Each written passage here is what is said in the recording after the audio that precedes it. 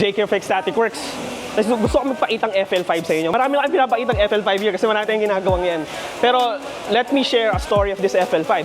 Come here, Maya.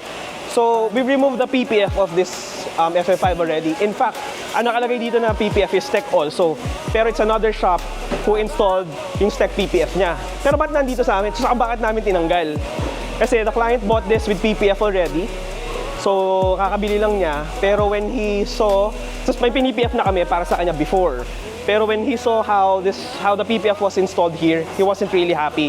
He didn't like the cuts, he didn't like the precision of cuts, he didn't like how the film was stuck.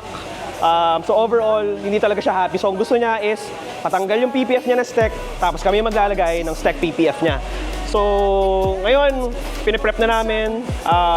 I think yung nag-install dito before, hindi talaga nag-bulk install, meaning did not disassemble parts and hindi natak mabuti yung film na na-install sa kanya. So I don't know who installed it, pero right now it's being prepped for detailing muna ang first, tapos paint correction, and then disassembly actually nangyari na, and then that's when we will install our PPF.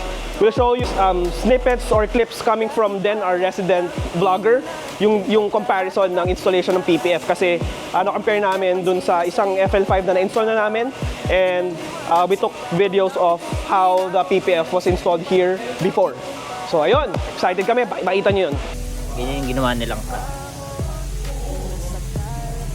May cut sila dyan, tapos nakalabas lang yung cut dito. Ayan, kung makikita nyo, ito yung cut niya nasa labas, tapos yung iba nakasobra. Pagdating dito, ayan, kinat na dito, nasa labas din yung cut. Siguro nga hindi sila nagbabaklas, kaya ganyan yung PPF nila, nasa labas yung cut. Hindi katulad sa mga ginawa natin, ito kaparehas lang na kaparehas lang, pero dito wala tayong cut dyan, buo yan hanggang dito, at yung cut dito nakatak din. Alright, so for pricing, any inquiry, location namin, kahit ano, saan pupunta, sa Facebook page lang.